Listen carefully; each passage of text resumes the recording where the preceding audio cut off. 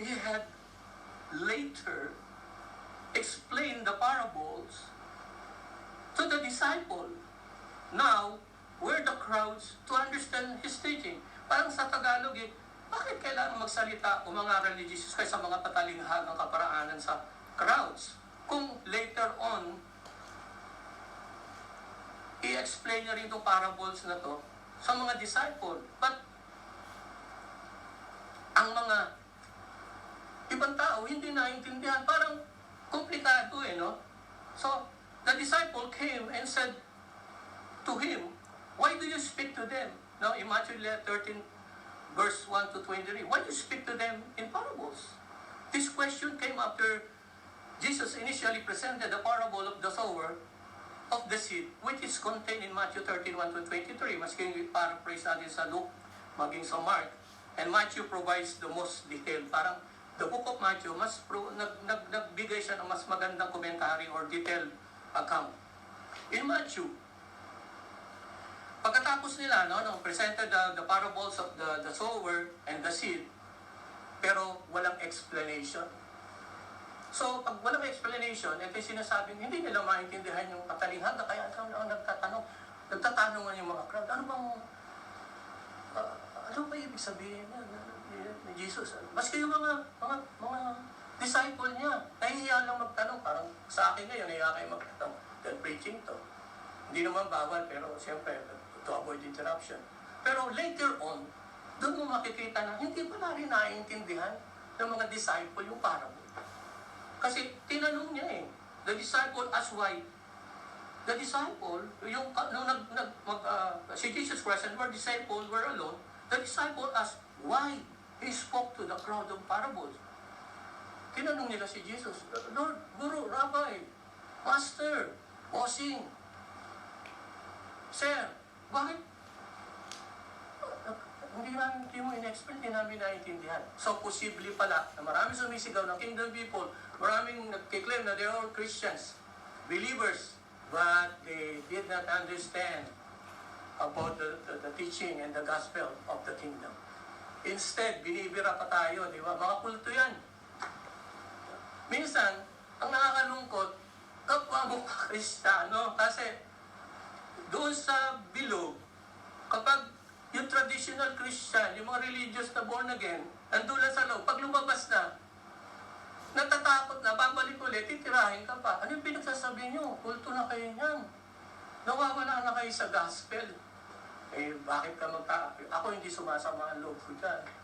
No, I love you, brother and sister. Kung may mga ganyan. Pero sa atin, wala. Hindi yan. Hindi na umaaten yan. Diba? Kasi, even the disciple of Jesus Christ, pero hindi naman nagtampo si Jesus Christ, kundi in-explain niya. This is what Jesus said. Jesus answered them, to you, it has been granted. O sasabihin ko lang sa inyo. To you, it has been granted to know the mysteries of the kingdom of heaven. But to them, they're talking about, siguro yung mga peke. May mga peke din, kung may genuine, kung may original, made in Japan, may made in China rin. Tama ba yun? Okay.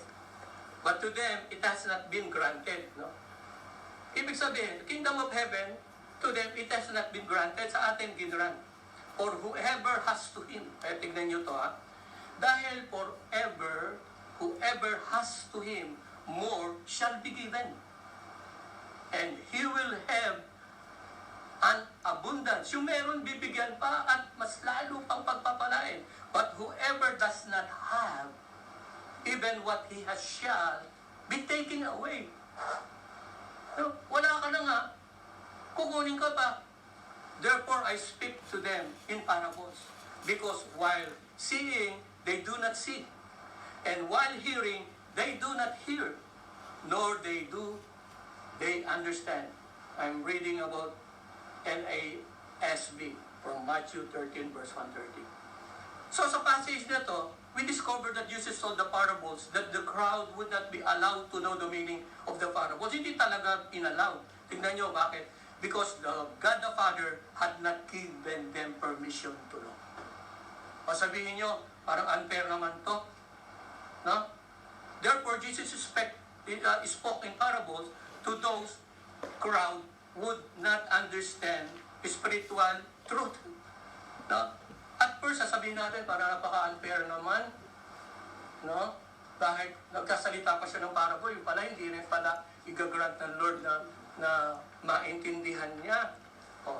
One would think that they would understand if they had just been allowed. Siguro kung i-allowed ng Father, maintindihan ko. Pero even you and me, I challenge you, maybe you got the same question if you're honest enough. Minsan, parang nung meditate ko rin to, inaalaw ko rin, Lord, bakit tinutulan ng Ama? Kala ko ba merciful God siya? Kala ba compassion? Bakit nagsasalita din lang naman, pinaasa mo pa, para bang pinaibig mo, yung pala, ibabasta din mo rin. Ito pinakamagandang answer. But notice, Jesus' very important comment. Ha? Notice this very important comment of Jesus, that anyone who already has will be given more. Ibig sabihin, kung uhaw na uhaw ka, lalo ka pang bibigyan, yung meron ka na, para yung parable of the talent of the workers of the vineyard, anong pakialam niya? Kung nagtrabaho ka ng alas 6, matatapos alas 6, isang oras ka na trabaho, o nagsimula ka ng, bumuno ka ng alas 6 ng umaga, 12 oras. No? Yun ang sinasabi, they have, that this had been given more. And anyone who does not have, kita mo yung wala pa, o yung hindi man lang pinahalagahan yung salita, and anyone who does not have will end up with nothing. That's the reason they had been given much, but they have rejected the truth of evidence. Huwag mo sabihin, yung lahat kayo binigyan ng talent, 1, 5, 10. Di ba? They given all the talents. They give them much. It's not about how much, but your sincerity and your faithfulness and your obedient hearts, that's come. So, but they have rejected the evidence. Para bang, ano ba to? So at this point, Jesus had been ministering for at least 3 years. 3 taon siya nag-minister in the crowd, pero they did not believe.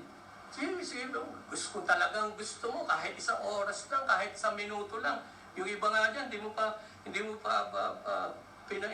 pa sinisira ng 4SL o kung ano man yung 1 verse evangelism, umiiyak na, tatanggapin ko na. Si Jesus, 3 years siyang talaga nagsisigaw kung sa bundok, wala pa namang microphone.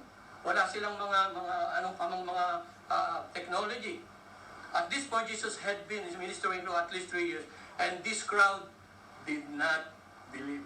Now, I believe that God, while I'm moving on, God is talking to our hearts now. We understand why those people who are received already glory.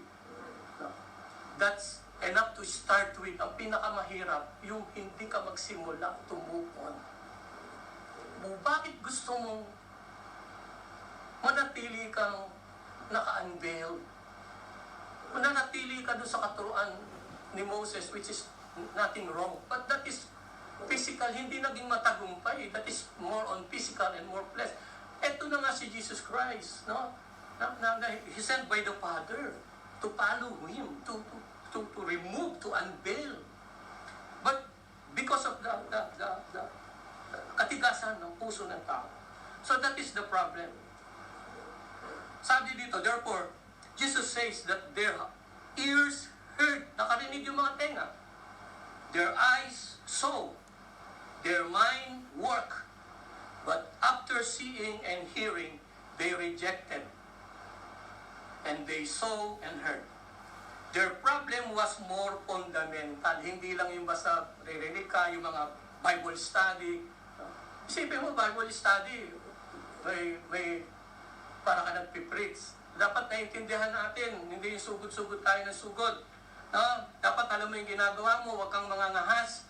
Dahil kapag ikaw, hindi ka tumugma sa pattern at vision ni Jesus Christ, nag-ambition ka. No?